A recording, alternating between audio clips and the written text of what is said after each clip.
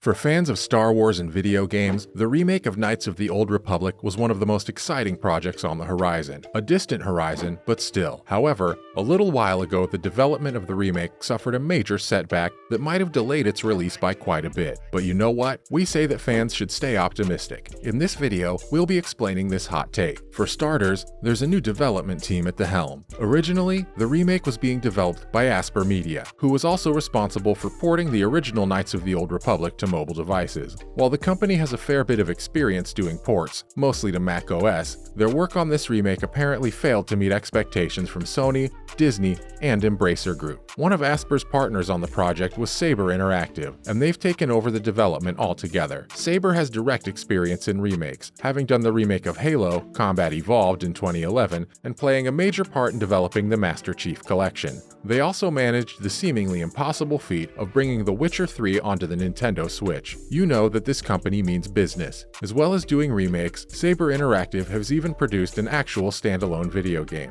We're talking, of course, about the Evil Dead game that came out in 2022. Of course, it's the furthest thing from Knights of the Old Republic, but it's a feather in the company's hat for sure. Saber owns a whole bunch of other game dev studios, including Aspyr. By taking on the project themselves, they'll have access to all the talent and resources that they own, which should be a good sign for the future of this remake. Now, does all this mean that the remake is coming out soon? Probably not. At the time when we got the bad news from Aspyr, the report was that the release of the game had been pushed back by at least 2 years. The best we can hope for from Saber is that the game will actually come out in 2 years and no later than that. The reason we say this is that Aspyr has been struggling throughout the development process, only to turn out something that no one was happy with. We don't know what exactly Aspyr had produced, and we don't know how bad it was. But for them to be taken off the project in this way suggests that things were pretty bad. Saber might not be starting from scratch, but there might be a lot of work to do. The scope of the Knights of the Old Republic remake is larger than what Saber has done in the past. While the Halo remakes and such were good, they were also sticking pretty closely to the original form of the games. Here, they're essentially creating a brand new game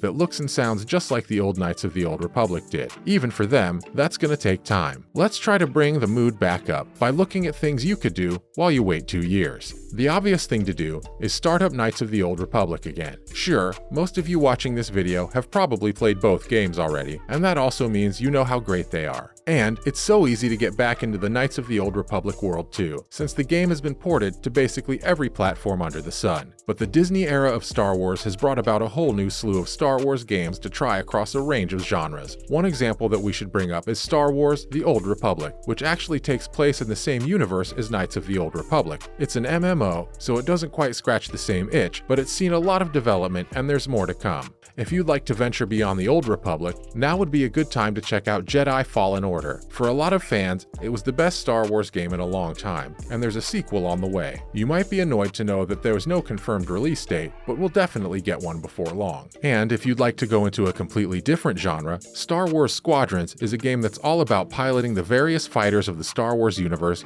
and blowing stuff up. Further, we'll give you some options to dig even deeper into the Old Republic era of Star Wars. Fun fact, did you know that the Old Republic era of Star Wars lore is basically not canon anymore? That's right, this Knights of the Old Republic remake and the Old Republic MMO are the only bits of Legends content that are being supported by Disney. Maybe the remake will bring the Old Republic back into the main Star Wars canon, so this might be a good time to brush up on everything else surrounding that period. Besides the 3 games, there are a couple of books you should check out. The cachet of Old Republic content comes from Kevin J. Anderson's Tales of the Jedi comics, which contain a few titles related to this time period. Look for The Golden Age of the Sith and The Fall of the Sith. Another contributor to the series was Tom Veitch, who has written a few one-shots that are worth checking out. From there, John Jackson Miller wrote a comic called Knights of the Old Republic. This ties directly into the games themselves, so they're obviously required reading for any fan. You can move on from there to some of the novels that have been written during this era. Finally, although the Darth Bane trilogy takes place after the Old Republic, there's a lot of content about this period in those books. You can cap off your reading with James Luceno's Darth Plagueis. That's a lot of reading material. You'll definitely be occupied for 2 years with all this. In other news, don't forget to catch Andor, coming soon to Disney+.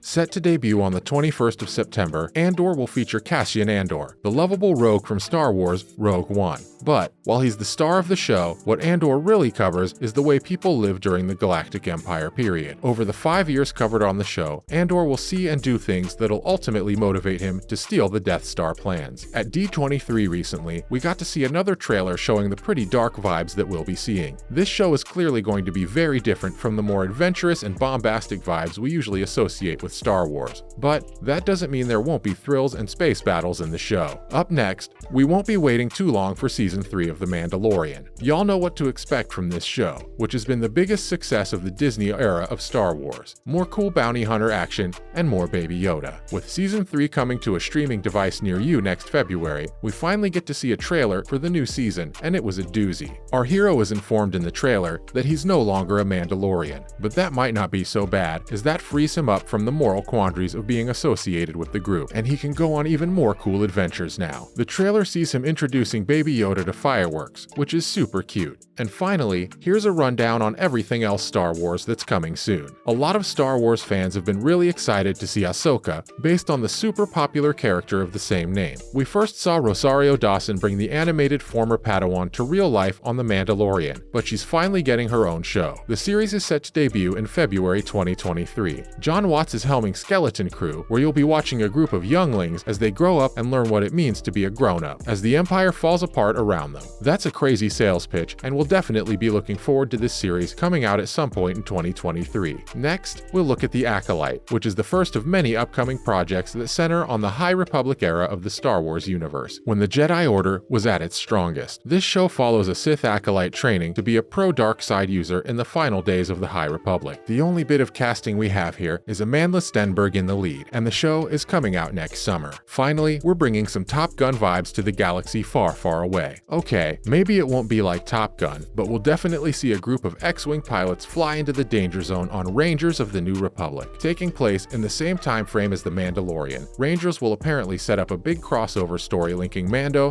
Ahsoka, and other series together. That's it for today's video. Are you excited for the Knights of the Old Republic remake, and how are you planning to wait out the 2-year dev time? Let us know in the comments section below, and don't forget to like, share, and subscribe.